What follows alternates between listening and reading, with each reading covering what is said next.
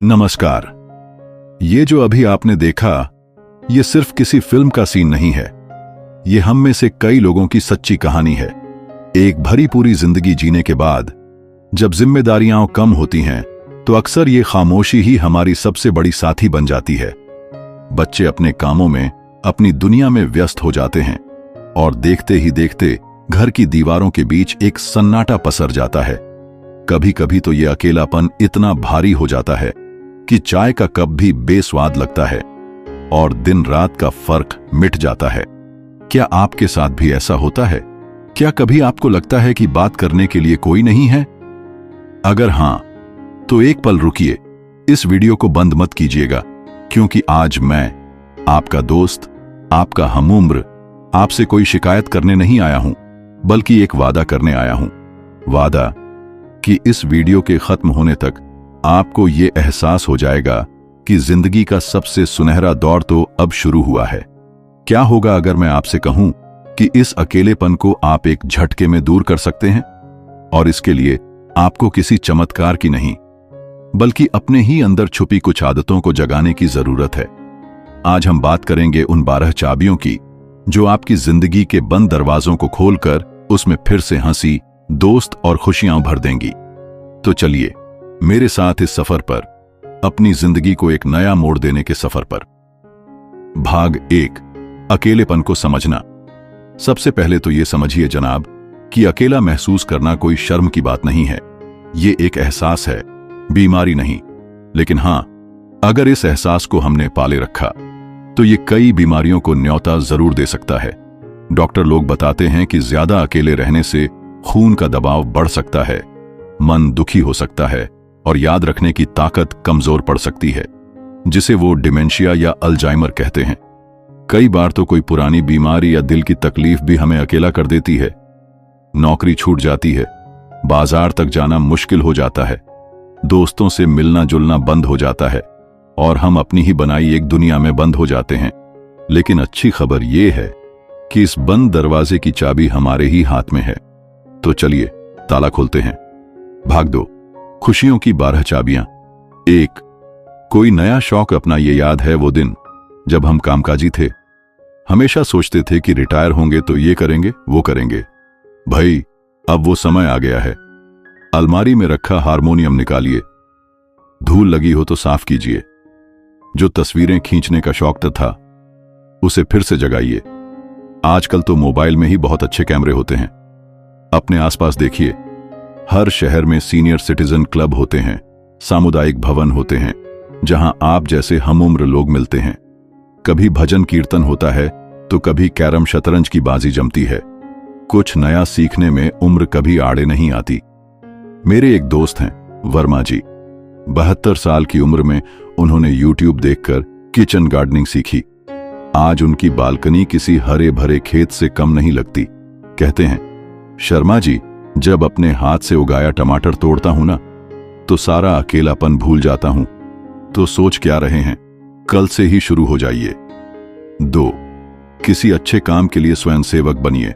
हमारी जिंदगी का अनुभव ही हमारी सबसे बड़ी पूंजी है। तो क्यों ना इस पूंजी को किसी के साथ बांटा जाए।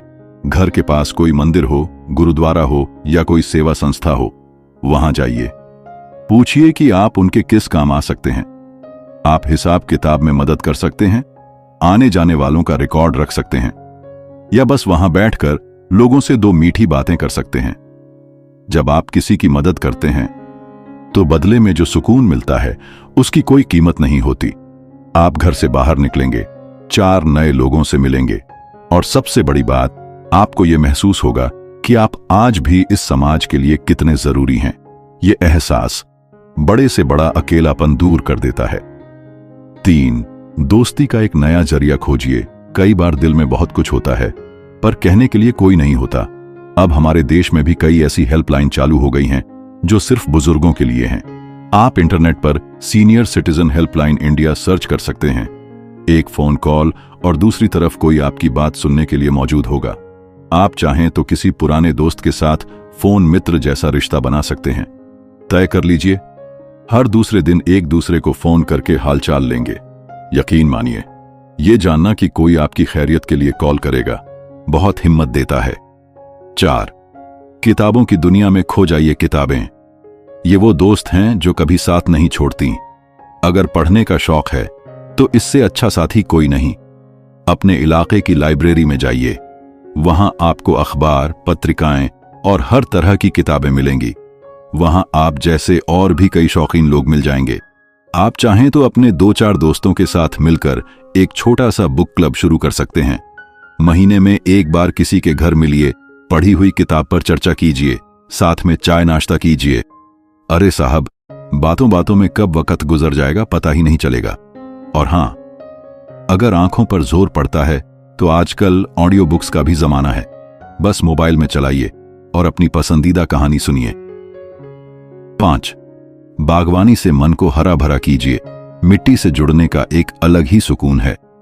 अगर आपके घर में थोड़ी सी भी जगह है, बालकनी, छत या छोटा सा आंगन, तो कुछ गमले ले आइए। उनमें धनिया, पुदीना, मिर्च या गेंदे के फूल लगाइए। रोज सुबह उठकर उन्हें पानी देना, उनकी देखभाल करना एक नन्हे बच्चे को पालने जैसा है। जब आप अपने लगाए हुए पौधे में पहली कली या पहला फल देखते हैं तो जो खुशी मिलती है वो बयान नहीं की जा सकती। ताजी हवा मिलती है, हल्का व्यायाम हो जाता है और मन को एक मकसद मिल जाता है। अगर बागवानी करना मुश्किल लगता है तो पार्क में जाकर पौधों को निहारना भी मन को बहुत शांति देता है। 6. दिमागी कसरत वाले खेल खेलिए। किसने कहा कि खेल कूद सिर्फ बच्चों के लिए है? शतरंज, लूडो, कैरम, ताश, ये खेल न सिर्फ हमारा मन बहलाते हैं बल्कि हमारे दिमाग को भी तेज रखते हैं। शाम को अपने घर के बाहर या पास के पार्क में 2-4 दोस्तों के साथ बैठिए और एक बाजी जमाइए। हार जीत तो चलती रहती है, लेकिन इस बहाने जो हंसी के फव्वारे गूंजते हैं, जो पुरानी यादें ताजा होती हैं, वो अनमोल होती हैं।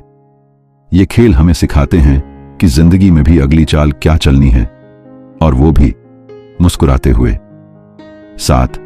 सेहत के साथियों से जुड़िए। अगर आपको दिल की या कोई और बीमारी है तो आप अकेले नहीं हैं।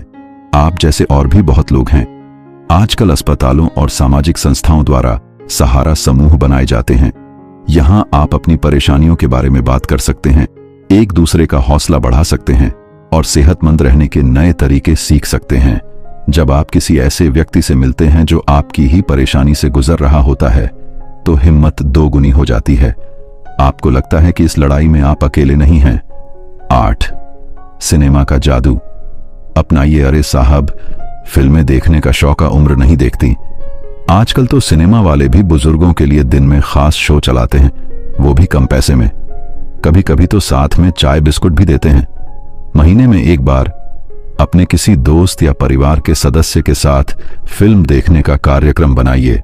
2-2.5 घंटे एक अलग ही दुनिया में चले जाने का मजा ही कुछ और है। घर के माहौल से एक बदलाव मिलता है और मन तरोताजा हो जाता है। 9. टेक्नोलॉजी से दोस्ती कीजिए। ये जो मोबाइल फोन है ना, ये सिर्फ बात करने के लिए नहीं है, ये पूरी दुनिया से जुड़ने का एक जरिया है। अगर आपके बच्चे या रिश्तेदार दूर रहते हैं तो उनसे वीडियो कॉल पर बात कीजिए। उन्हें सामने देखकर बात करने से ऐसा लगेगा जैसे वो आपके पास ही बैठे हैं। थोड़ी सी हिम्मत करके फेसबुक या व्हाट्सएप चलाना सीखिए। अपने पुराने दोस्तों को ढूंढिए, उनके परिवारों की तस्वीरें देखिए। शुरुआत में थोड़ा कठिन लगेगा, लेकिन एक बार सीख गए तो यही आपका अकेलापन दूर करने का सबसे बड़ा हथियार बन जाएगा। अपने किसी पोते पोती से मदद लीजिए, वो खुशी खुशी आपको सिखा देंगे। 10. बेजुबान दोस्त बनाइए। जानवरों का प्यार निस्वार्थ होता है। अगर आप एक कुत्ता या बिल्ली पाल सकते हैं तो इससे अच्छा कोई साथी नहीं। वो आपका अकेलापन ऐसे दूर कर देंगे कि आपको पता भी नहीं चलेगा। अगर पालना मुश्किल है तो भी कोई बात नहीं, गली के कुत्तों को एक रोटी खिला दीजिए, छत पर पक्षियों के लिए दाना पानी रख दीजिए। जब वो रोज आपके पास आएंगे तो एक रिश्ता बन जाएगा। उनका प्यार और भरोसा देखकर आपका दिल खुश हो जाएगा। आप चाहें तो पास की किसी गौशाला में जाकर गायों की सेवा भी कर सकते हैं। 11. टीम वाले खेल सेहत और दोस्ती दोनों एक साथ कमाने का सबसे अच्छा तरीका है टीम वाले खेल। अब मैं आपको क्रिकेट या फुटबॉल खेलने के लिए नहीं कह रहा, लेकिन सुबह पार्क में वॉकिंग ग्रुप तो ज्वाइन कर ही सकते हैं। सब साथ में टहलते हैं, बातें करते हैं, हंसी मजाक होता है। कई पार्कों में सुबह सुबह हंसी वाला योग भी होता है। बिना बात के जोर जोर से हंसना शुरू में अजीब लग सकता है, लेकिन यह तनाव और अकेलेपन को दूर करने की सबसे असरदार दवा है। 12 खाने पर बुलाइए, बातों का मजा लीजिए। साथ बैठकर खाना खाने से रिश्ते गहरे होते हैं। हफ्ते में एक बार अपने किसी दोस्त या पड़ोसी को खाने पर या बस शाम की चाय पर बुलाइए। जरूरी नहीं कि आप 50 पकवान बनाएं। प्यार से बनाई हुई 1 कप चाय और 2 बिस्किट भी बहुत हैं। मकसद पेट भरना नहीं, दिल भरना है। जब घर में किसी के आने की तैयारी होती है तो घर का माहौल ही बदल जाता है, एक रौनक आ जाती है। आप भी किसी के घर जाइए, इस लेन देन से जिंदगी में एक नई ऊर्जा आ जाती है। भाग 3 डॉक्टर की एक नई सलाह और निष्कर्ष। आजकल तो डॉक्टर भी दवा की पर्ची के साथ साथ एक और सलाह देते हैं। वो कहते हैं, लोगों से मिलिए, सामाजिक गतिविधियों में हिस्सा लीजिए। इसे वो कहते हैं सोशल प्रिस्क्राइबिंग। मतलब दवा के साथ साथ दुआ और मेलजोल भी जरूरी है। तो अगली बार जब डॉक्टर के पास जाएं तो उनसे भी इस बारे में बात कीजिए। समापन, एक नई उम्मीद। शर्मा जी अब मुस्कुरा रहे हैं। वो पार्क में अपने हमउम्र दोस्तों के साथ शतरंज खेल रहे हैं, ठहाके लगा रहे हैं। बैकग्राउंड में एक सुखद प्रेरक संगीत बजता है। तो मेरे दोस्तों, मेरे हमसफर, अकेलापन एक अंधेरी सुरंग की तरह लग सकता है, लेकिन याद रखिएगा, हर सुरंग के आखिर में रोशनी होती है, और वो रोशनी आप खुद हैं। इन 12 चाबियों में से कोई एक चाबी उठाइए और अपनी जिंदगी का ताला खोलिए। एक छोटा सा कदम, और आप पाएंगे कि दुनिया आज भी उतनी ही खूबसूरत है। उम्र सिर्फ एक अंक है।